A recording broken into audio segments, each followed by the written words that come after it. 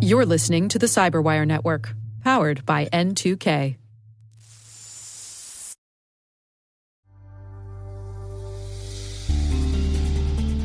N2K has teamed up with AWS to bring you AWS in Orbit, a groundbreaking new series that explores the impact of space technology, cloud computing, and generative AI. Hi, I'm Maria Varmazes, and in this series, I speak with industry leaders to give you a nuanced understanding of how these technologies are revolutionizing sectors like sustainability, critical infrastructure, and cybersecurity. So if you're drawn to big ideas and are curious how space and cloud technologies are impacting life here on Earth, this series is for you. Follow the T- Space Daily podcast to catch every episode of AWS in Orbit and visit space.n2k.com/AWS to stay ahead of the curve.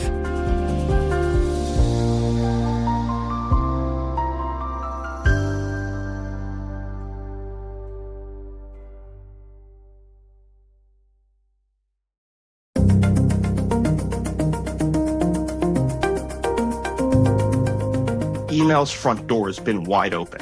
And what we're saying now is you require a front door. There's many other security things you need to do at home, but first have a door and lock the door and manage the security of that key. Greetings to all and a warm welcome to the Hacking Humans podcast brought to you by the Cyberwire. Each week we delve into the world of social engineering scams, phishing plots, and criminal activities that are grabbing headlines and causing significant harm to organizations all over the world. I'm Dave Bittner, and joining me is Joe Kerrigan from the Johns Hopkins University Information Security Institute. Hello, Joe. Hi, Dave. We got some good stories to share this week, and later in the show, my conversation with Seth Blank. He is Chief Technology Officer at Valamail. We're talking about email security.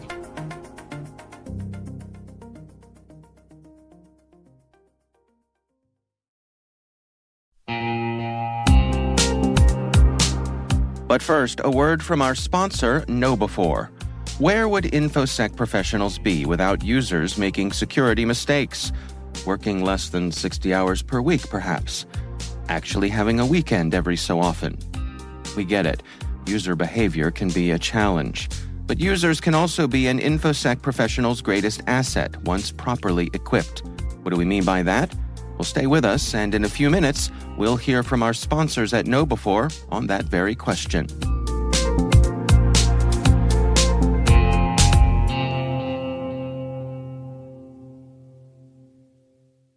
All right, Joe, before we dig in here, we have a little bit of follow-up. What do we got? Yes. First, Blunt and Horowitz from the Wall Street Journal are reporting that New Mexico's Attorney General, Raul Torres, is suing Meta, basically saying that Instagram recommended sexual content to underage users. This is a follow-up from our last week's story, actually both from Blunt and Horowitz as well. Okay. He's saying that Instagram recommended sexual content to underage users and promoted minor accounts to apparent child predators. Wow. The suit holds Zuckerberg personally responsible for decisions that put kids at risk. Now, Torres is a former prosecutor of cases that were like internet crimes against children. Okay.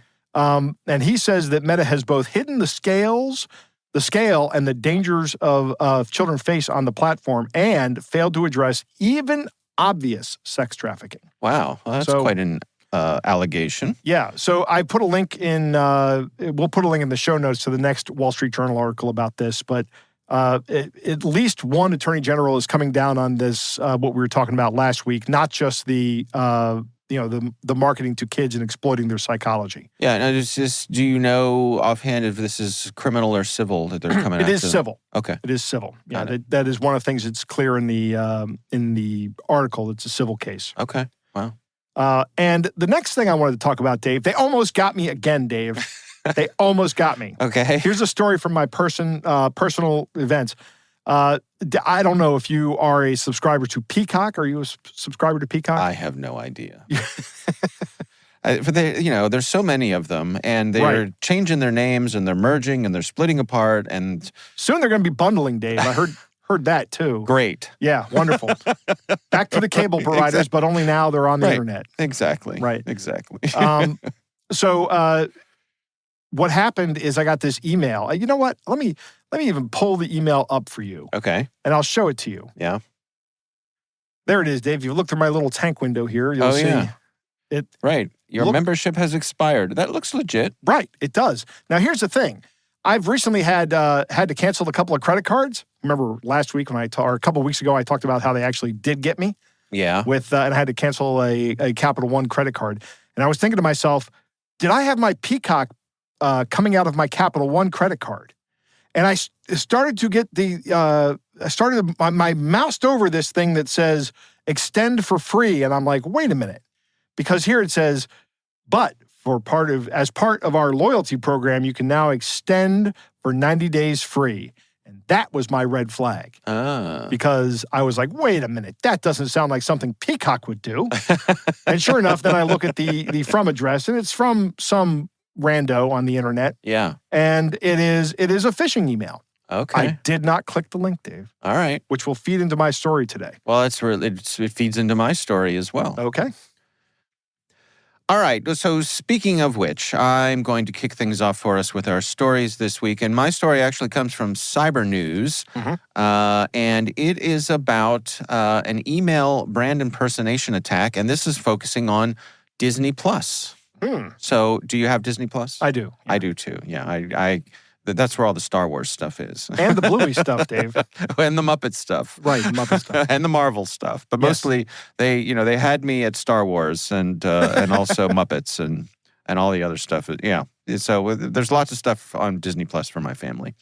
So this story focuses on an analysis by the folks at Abnormal Security, which is a security company with a fun name. And what they tracked here was that there are highly personalized emails and a lot of attention to detail, which is making these emails hard to identify. Just like the one you pointed out with Peacock. Yeah. Yeah. That email was, I think, a random email that just so happened to line up with me. Yeah. In my situation. Okay. Which I think, I didn't actually mention that, but that's why it almost worked on me, because I have Peacock and I've recently canceled 2 credit cards. Right. So what this does is it emails the recipient. It talks about a pending charge for a new Disney Plus subscription. It indicates that they will be billed automatically with an option to contact support if it's an unauthorized sort of thing. But what's interesting here is that it's quite personalized. Each of the emails had a PDF attachment, and the PDF was personalized with the recipient's name and a charge of $49.99, which is way higher than a Disney Plus subscription fee. So I suppose that's there it's a large enough amount that it's going to attract your attention. Right. Probably even if you have Disney Plus, you're going to go, what? Yeah. Wait a minute. What streaming service costs this much? Right, exactly. Of course, there's a customer support phone number that's in the PDF, which, of course, does not go to Disney. No, it does not. So when you go to the site, if you click through, they're looking for information like your banking details, login credentials, and they'll actually also provide instructions to download some software, which could lead to malware infection. Really? Yeah. Huh. Yeah. These guys are distributing malware too. Right. The fiends. Yeah. So they said that it was a legitimate-looking sender email that was similar to the actual Disney Plus address. I would imagine that Disney having that plus in the name makes it easier to come up with email addresses that look legit. Yes. Like you could put the plus before the word Disney, and I bet a lot of people would just think it's Disney. Like, oh, look, isn't that clever? The way Disney Plus puts the plus before the name, Right. Polish notation, they call it. What's that? Reverse Polish notation. Oh, all right. I did not know that. Yeah, it's a math thing. You have to learn it for building compilers and using those HP calculators. You remember those HP calculators? Yes, they use reverse Polish notation. Yes. Oh, all right. My college roommate was an electrical engineer, and he had one of those HP calculators. Right. Did lots of fun things with it.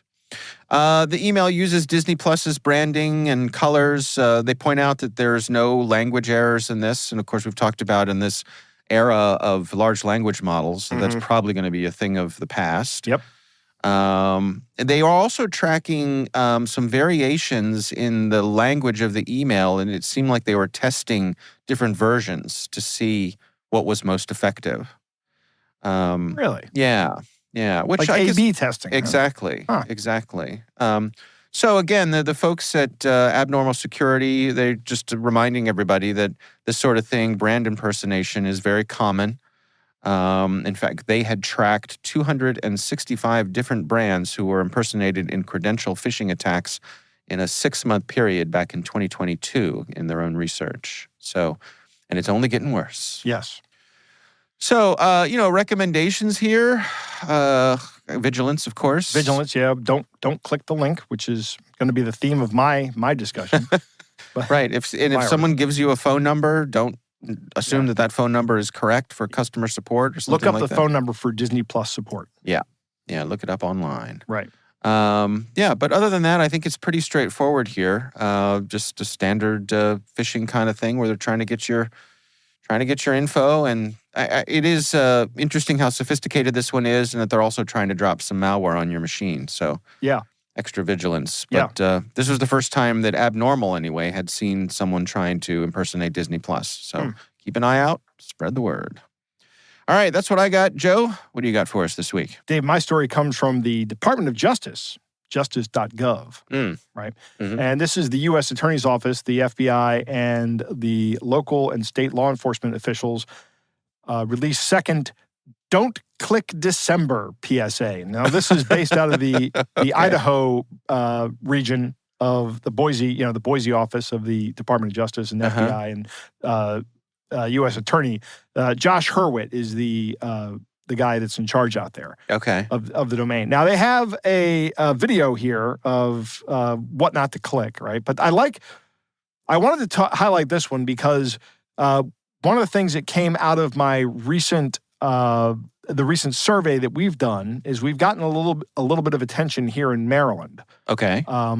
From some people in the Maryland government, and we're actually starting to think about how do we convey something simple like give a hoot, don't pollute, right? Yeah. Or only you can prevent forest fires, but in cybersecurity terms. And I think this idea of don't click December is a pretty good idea. Now, they're focusing here on package delivery scams. Yeah. And they have, I think the sheriff, one of the local sheriffs is standing there and goes, I get these things all the time.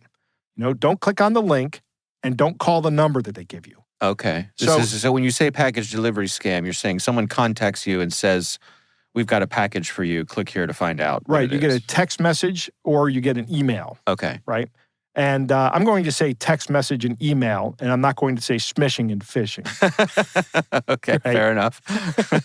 Although phishing, pretty good understanding. Yeah. But you get a text message, you get an email, you might get a phone call that says, hey, we can't deliver this package. We need a package delivery fee. This is the United States Postal Service, right? And we have a package for you.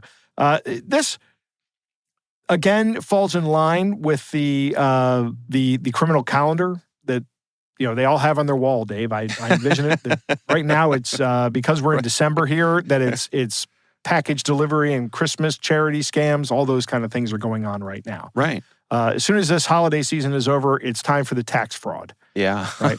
That's what's next. Yeah. But I really like the idea of don't click December. I would like something that was more universal, that would last throughout the entire year. And I'm going to be thinking about that along with some other people much smarter than I am. So some of your colleagues at Hopkins? Yes. Okay. I like to think of myself as Hopkins village idiot. Well, you should check with some of your students, the ones who actually had to apply to get into Hopkins.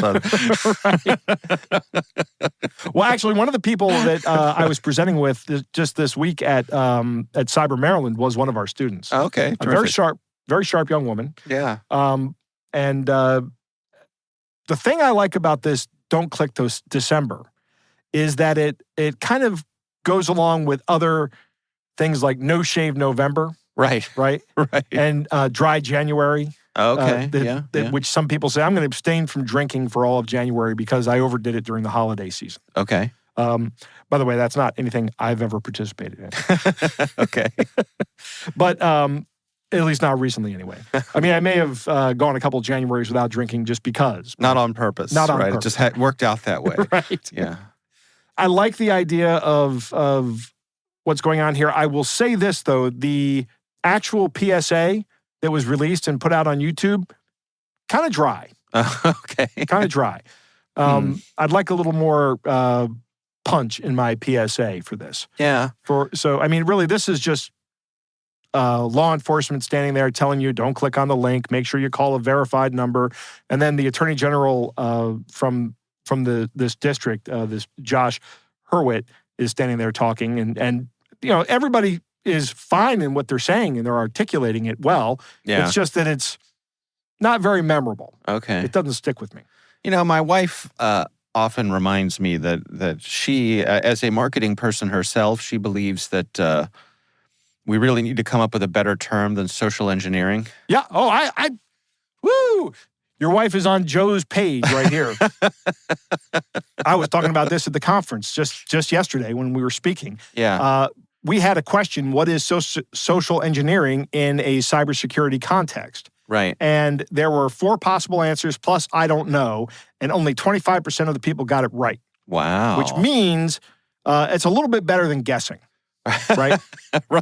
Right. Which to me says, yeah, this is a terrible term. Yeah. And you and I have talked about the jargon in this in our industry. Oh, yeah. Many times. Yeah. And I was pontificating about this up on the panel discussion yesterday. Uh-huh. And I was saying this needs to change. We need to have something that does a better job of communicating what we're talking about. We can't, as security professionals, go up and say, you need to watch out for social engineering attacks, right? Yeah.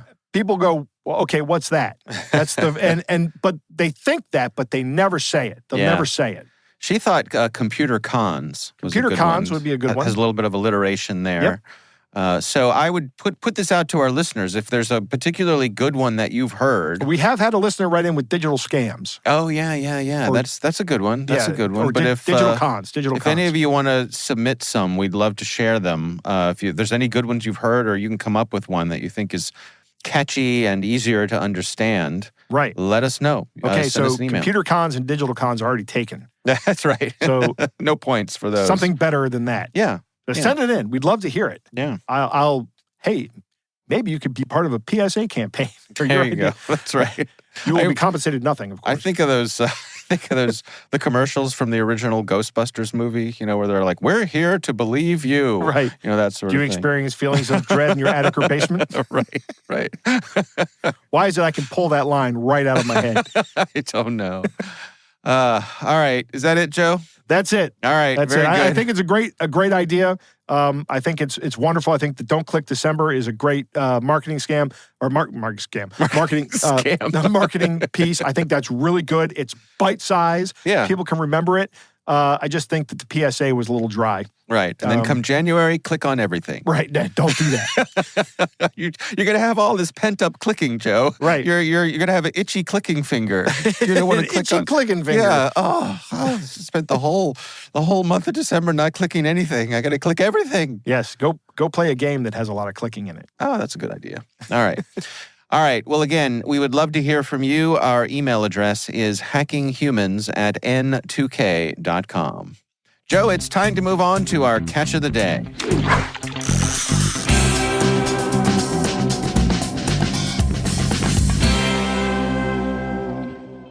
Dave, our catch of the day comes from Mauricio, who writes, Dave and Joe, I listen to your great show every week. Love the discussion and tips. Keep up the good work. I got this phishing email, apparently via PayPal. I'm sure I do not know this person, let alone bought anything for $600. After this email, I got 2 more the same day, prompting me for a response. Obviously, I ignored them. Good luck with your next victim, he says. Dave, it is a PayPal invoice. Okay.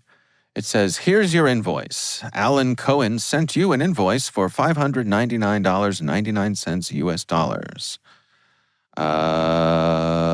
Invoice details, amount requested, $599.99. Note from seller, invoice number. Don't recognize this invoice? Before paying, make sure you recognize this invoice. So there's not really a whole lot to read here, Joe. No, this there is isn't. a standard PayPal invoice. It is probably a legitimate PayPal invoice. Oh. So in other words, there's somebody who's gone into PayPal, signed up for a free account, okay, and then just started sending out $600 invoices. Oh, I see. One of the things that's interesting here is that it says note from seller, and then it has a number in there that looks like an invoice number. And then immediately below that, it says invoice number, and it says call this 858 number. Oh. Right? That's the same number.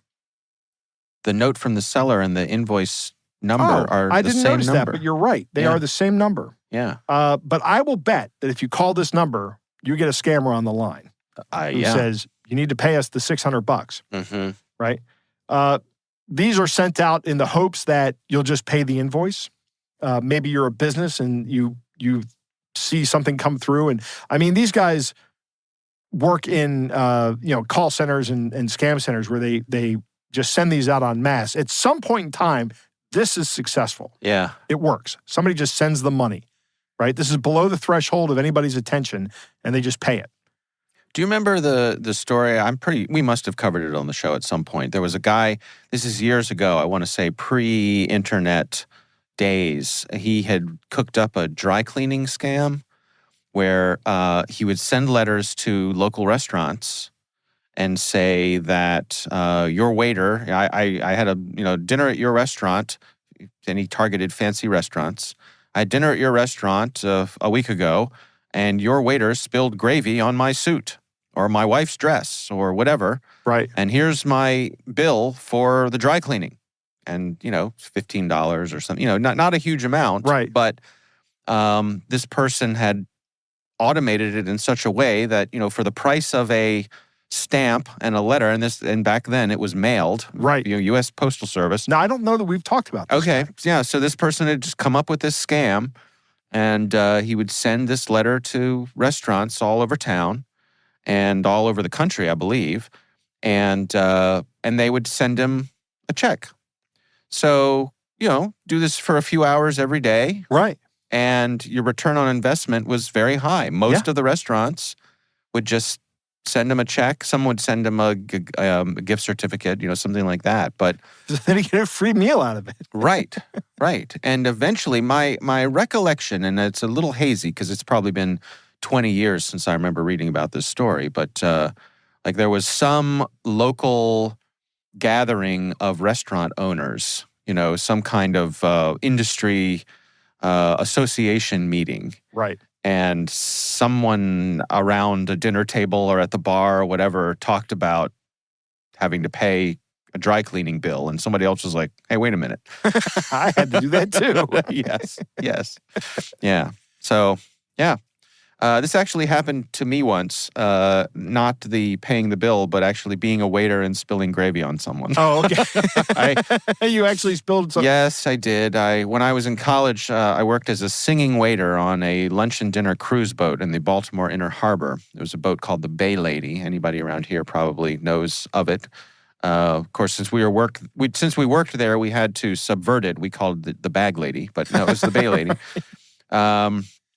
Yeah, and I was serving somebody. We had like prime rib or something like that, and I was leaning over to serve someone else at the table, and some gravy dribbled off the plate and onto a lovely woman's dress, and she was not happy about it, Joe. No, it did not go well. It did not go well. I did get to keep my job, but the boat did pay for her dry cleaning. Okay. So. Did she call you names? I don't recall directly being called names. I do remember being scowled at, and of course, I was very apologetic. It was an accident. It was an honest accident, but I was certainly more careful after that. Yes. Yeah. They never let me wait tables when I worked in restaurants. I would work in the kitchen. No, they saw the way you walked around, saw the way you carried yourself, and they were like, all right, keep him in the back room. Yeah. I'll tell you what I loved doing was I worked in scullery one point in time. I thought that was awesome. I did a great job in that. What's scullery? Dishwashing. Oh, all the dishwashing things. Okay, yeah. I'm very fastidious about making sure everything's clean. You know, that's really big with me. So yeah. Mm-hmm. it was a good place for me. Okay. Yeah, that's a good spot for someone who has that particular inclination. Yeah, there's nothing worse for me than drinking from a glass, and then you're halfway through the drink and you look in the bottom of the glass and there's breadcrumbs. Nothing makes me angrier in the kitchen than that. What about lipstick on the glass? I would not be as upset about lipstick because you can see that before you go to drink out of it, right? Yeah. Okay. But the breadcrumbs, you have to get halfway through the drink before it's apparent. Yeah. Right? Yeah. Everybody who's ever waited tables has stories, you know? Yeah. Oh, my wife used to wait tables. She has stories. Yeah. Yeah. It's amazing we're all still alive. All right. Once again, we would love to hear from you. Our email address is hackinghumans@n2k.com.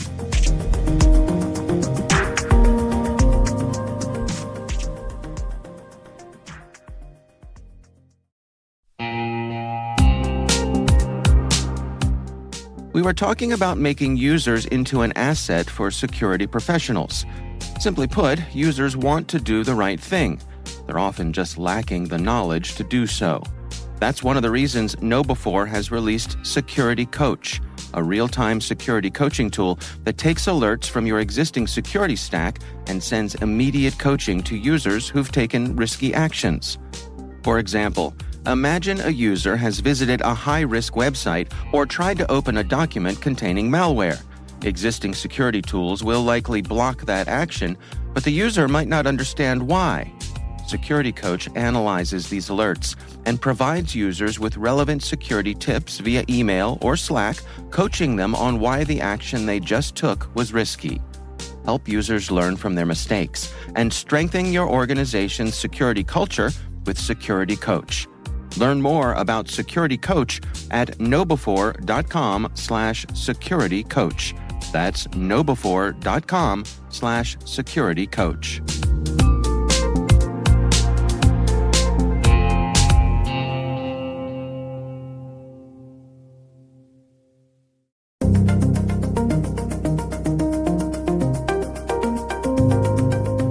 Joe, I recently had the pleasure of speaking with Seth Blank. He is the Chief Technology Officer at a company called Valimail, where they specialize in email security, and that is what our conversation centers on.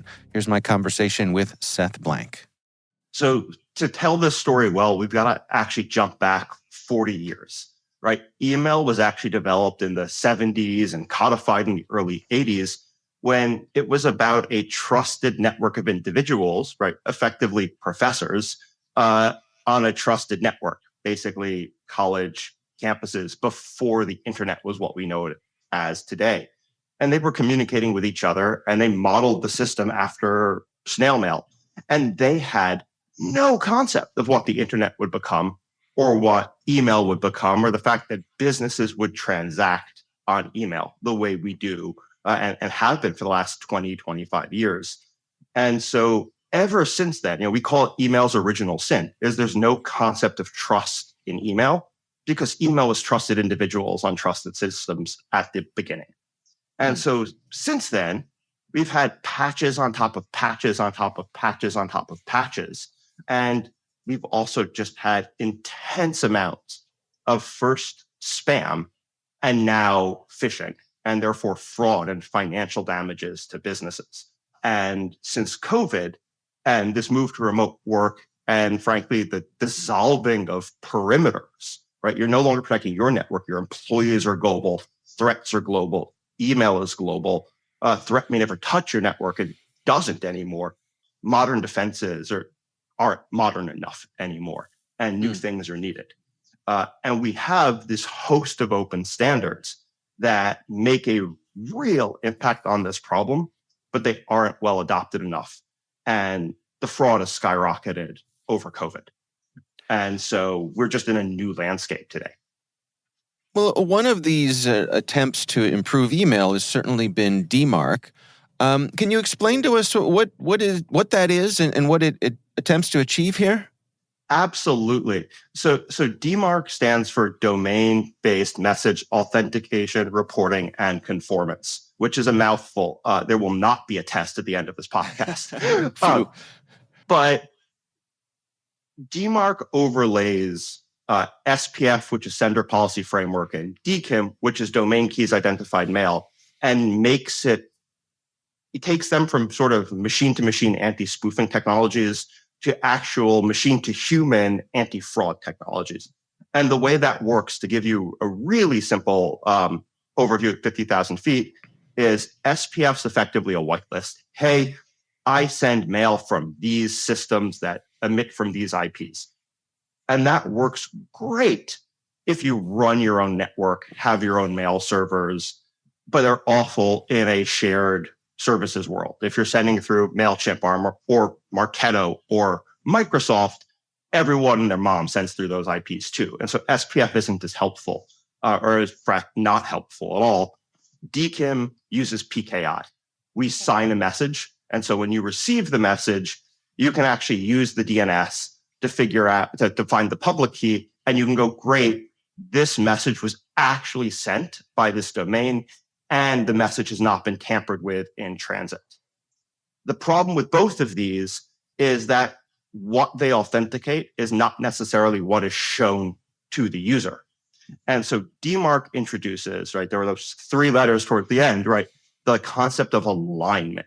And alignment means what is authenticated is what is shown to the user. So with SPF or DKIM, I can say, I am Fisher.com, I authenticate as Fisher.com, and then I tell the recipient, I'm Dave Bittner. With DMARC, you cannot do that. That message would fail alignment. It's not authenticating what's shown to the user. And we're explicitly talking about the domain name in use, not the actual text shown to the user.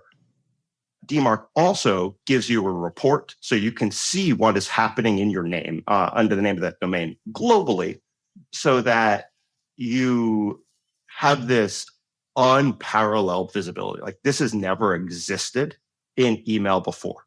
You can see globally what's happening in your name. And we talk to CISOs all the time, and the first DMARC report they see almost invariably the words out of their mouth are, I can't unsee this.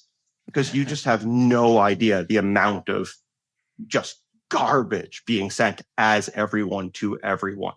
And then DMARC lets you, the third thing, conformance, lets you set policy and you get to say, for mail sent as me, if I haven't authenticated, I want you to straight up reject it or send it to spam. And so you finally, with DMARC, get control. And what this has done is DMARC has proven its mettle as being the truly powerful anti-fraud tool. And it's become increasingly mandated.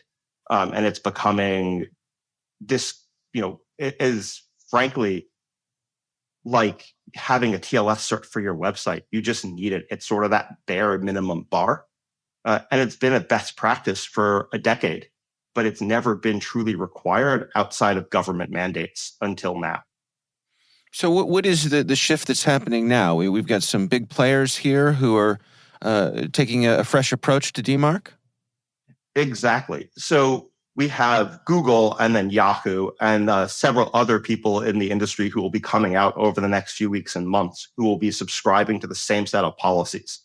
And effectively what they're saying is the core concepts of DMARC, that authentication must be aligned with the from domain, right? What is being displayed to the user is paramount. And if you do not have aligned authentication, it doesn't count.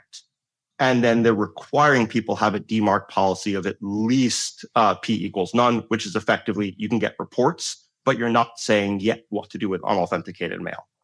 And what this does is it means that we can now tell as an email ecosystem who is sending the mail, or more accurately, that when a user is looking at their inbox, the mail is from who it says it's from.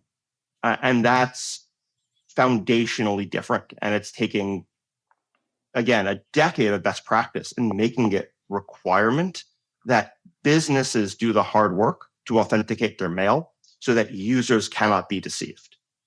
And how effective is this? How good is DMARC? So DMARC is very good. It's the front door. This is email. It's all nothing in security is ever 100%. It's layered defenses all the way down. The analogy I like to use is the TSA in airports, right?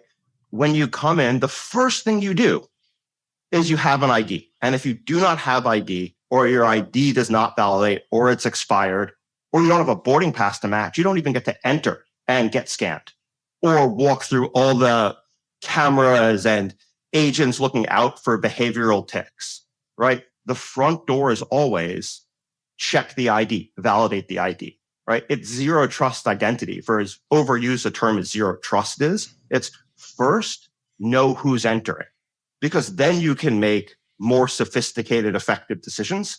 And if you don't know who's entering, you don't have to let them enter and you don't have to worry about the rest. And so it's a foundational front door. It's not the window locks. It's not the scanning in the house, but it's email's front door has been wide open.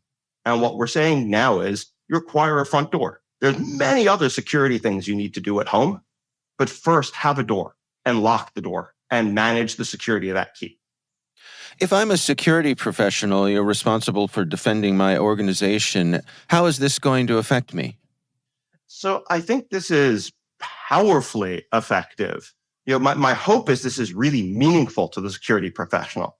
DMARC has become increasingly a tool that security professionals have tried to implement, but there's been resistance. And the question has been, why now? Why this over other approaches, right? Security professionals are inundated with the stats, the FBI damages of last year, there was $43 billion due to BEC. This year, the FBI reported $50 billion in damages, right? That's $7 billion in damages due to BEC over the last year alone. DMARC's part of that, not all of it. There's been the Verizon data breach report since 2016 going 91% of all cyber attacks start from email year after year after year, but the problem's getting bigger. And the effectiveness of IT teams to even take on DMARC as a project has been really low.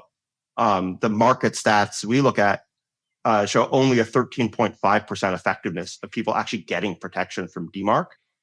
And so the hope is this has changed the conversation from a pure project that IT would like to take on, that security would like to take on, to a necessity for the business that creates a significant security win for the business in the process, and then opens up other doors, especially if you're in a business to consumer and a B2C setting, where you can get a lot more ROI from marketing on top of it as well. So is the notion here that when you have some of the big players, the Googles and Yahoos of the world, making this mandatory instead of optional, like that really changes the playing field?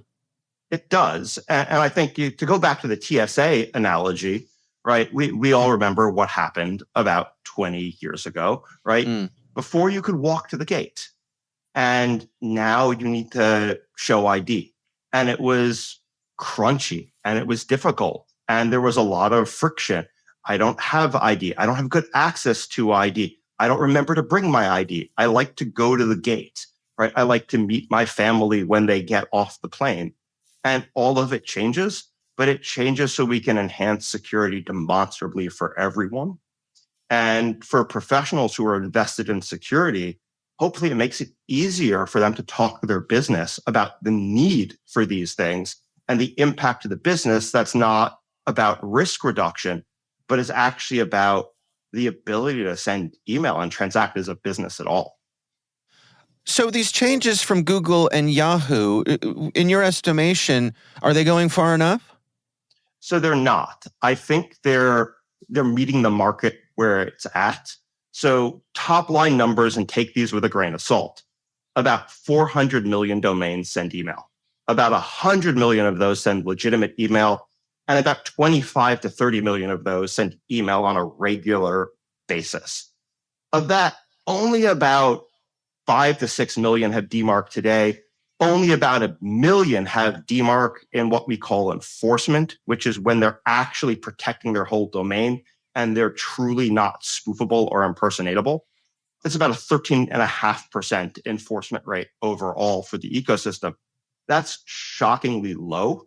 And that's why Google and Yahoo have come out so forcefully needing this in place, because they know it's the single best tool at the front door to know who the entity sending mail are, so they can assign reputation. And if they see mail from Fisher.com, you can get rid of it. But the requirement is you need to have aligned SPF or DKIM, and you need to have at least monitoring mode for your domain. That's great. It should give visibility to businesses. But the ecosystem's not protected until the majority of domains that send email are at DMARC enforcement and protecting themselves, because that's when they get herd immunity as an ecosystem, where a bad actor spinning up a cousin domain, something random, no longer matters because it doesn't have reputation and it can't abuse the ecosystem. Too many domains don't have the authentication at all. And so the playing field is still rife with abuse. The sooner we can get to enforcement for everyone, to true no auth, no entry, right? No authentication, you can't send mail, the better off we're going to be as an ecosystem, and the better we'll be at taking a significant bite out of all the fraud that happens through email. Suppose I'm your typical user in an organization. Perhaps I'm in a position of some influence. Should I be, visiting my security professional's office and saying, "Hey, where do we stand when it comes to DMARC?" Yes, you absolutely should, especially if you're in marketing and send mail or in risk compliance. Right, this is becoming an essential part of cybersecurity programs. To give you a couple of examples. The US federal government, the UK federal government, the Netherlands federal government, the German federal government, all have mandates requiring federal agencies to do DMARC. The Center for Internet Security, which runs all the ISACs, right? FSISAC, HISAC, MSISAC, et cetera, now has a DMARC requirement in their guidelines. The next version, I believe it's PCI DSS 4.0, which is the rules that govern people who process credit cards, is publishing in March a DMARC requirement that will be enforced in March of 2025, right? DMARC's becoming a mandate. It's becoming required by the major senders and receivers of email. The fact of the matter is, if you're not taking it seriously and getting started early, you're going to be in a bit of a deficit. And it's just an essential security tool. And for some organizations, it's really hard to implement, and you don't want to start when your back's against a wall.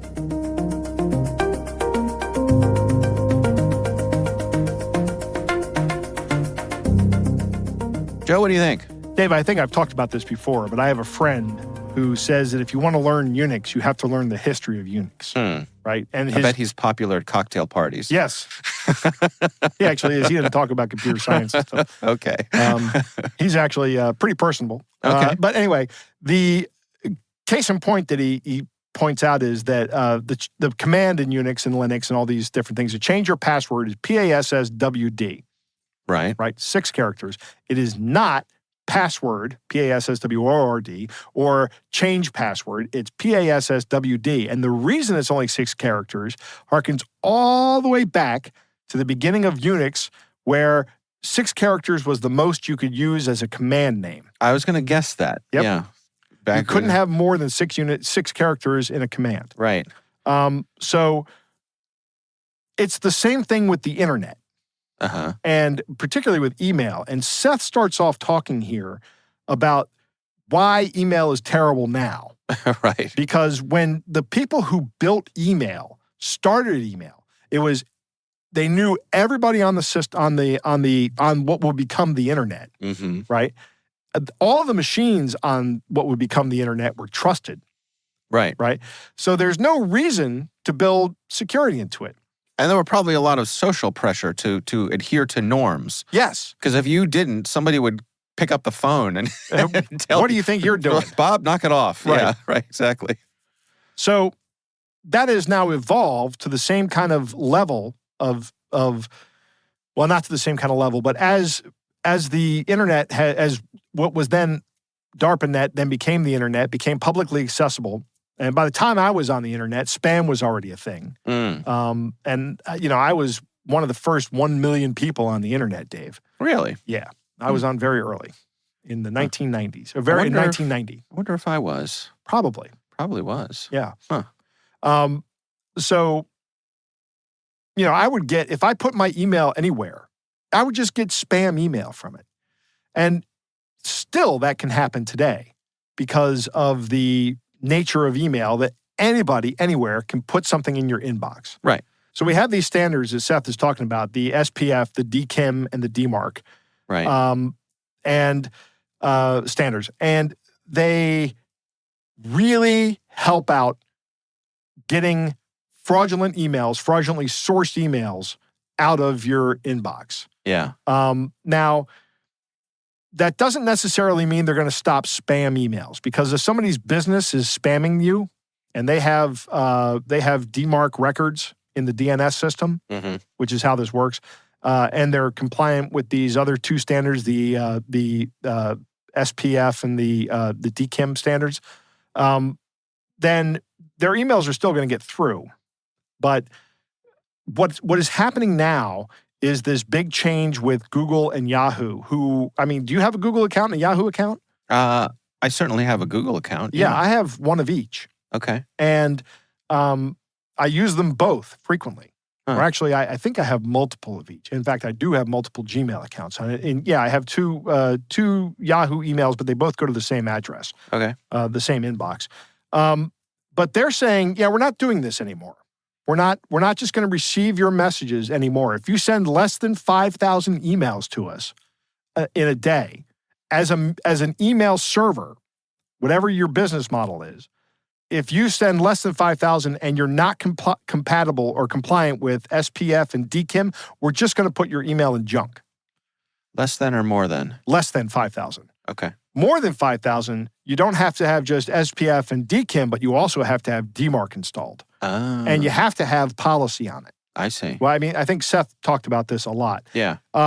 There's more to this restriction, though. If you send more than 5,000 emails a day to Yahoo and Google, you also have to have a one-click unsubscribe. Right? Right. Which is great. Yeah. So I think Yahoo and Google are doing a good thing here. Yeah.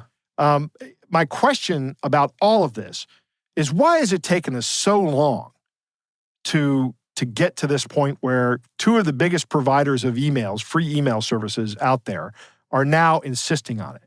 Yeah. These things have been out there for 10 years or more. Why did it take this long to get to this point? There's been a lot of email spoofing, which has led to all kinds of scams. Yeah. Now, this is not going to stop some of these impersonation attacks. My daughter, again today, she sent me an image on Facebook Messenger about another person trying to impersonate somebody at the church she goes to. Okay. Right? And they're saying, hey, it's just another one. Hey, I need your help with something. It's another gift card scam. Okay. Opening. And it's coming from some Gmail that somebody set up and is impersonating somebody. So This is not a panacea. These different standards are not a panacea, but they do stop somebody from sending an email that looks like it's coming from Peacock and pretending to come from peacock.com or NBC or Universal, whatever. Any of those valid things. Yeah. Not only that, but you can get a report if you are the owner of the domain and see how many times somebody attempted to spoof your domain in an email. Yeah. I really like what Seth says here. He said that the CISOs go, "Oh, I can't unsee this." Yeah. Now you kind of have a glimpse into how bad the problem is, right? Right. How much you're being impersonated. Right. Terrifying. Yeah.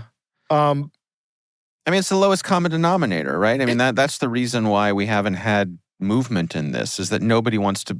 Nobody had either the bravery or the market share to be the mover who had the guts to break things. Yeah, that's true.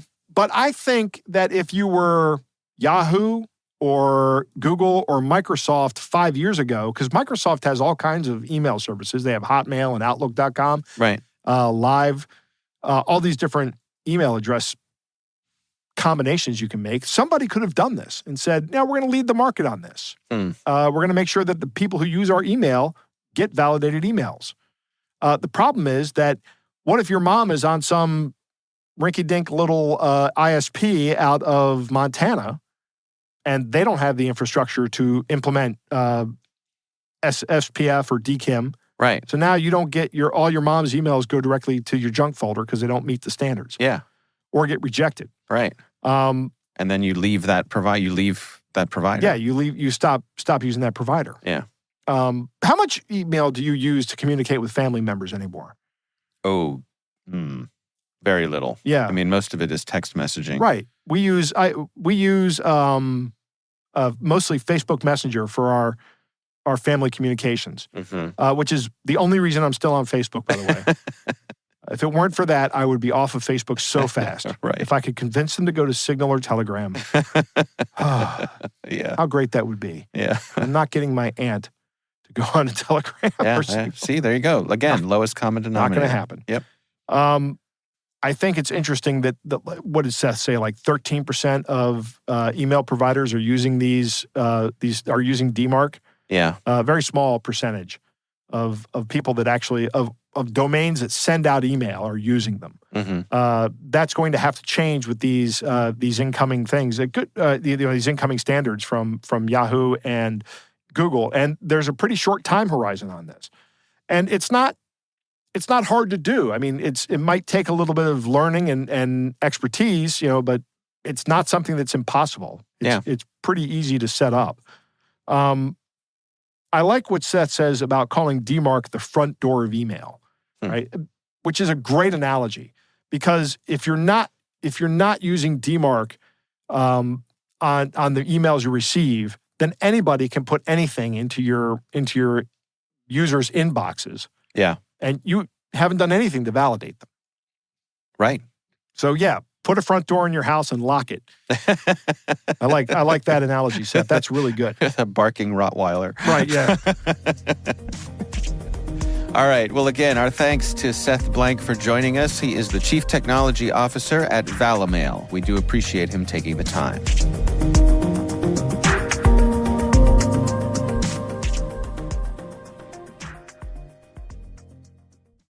We want to thank all of you for listening, and of course, we want to thank our sponsors at KnowBe4. They are experts in helping users do the right thing through new school security awareness training.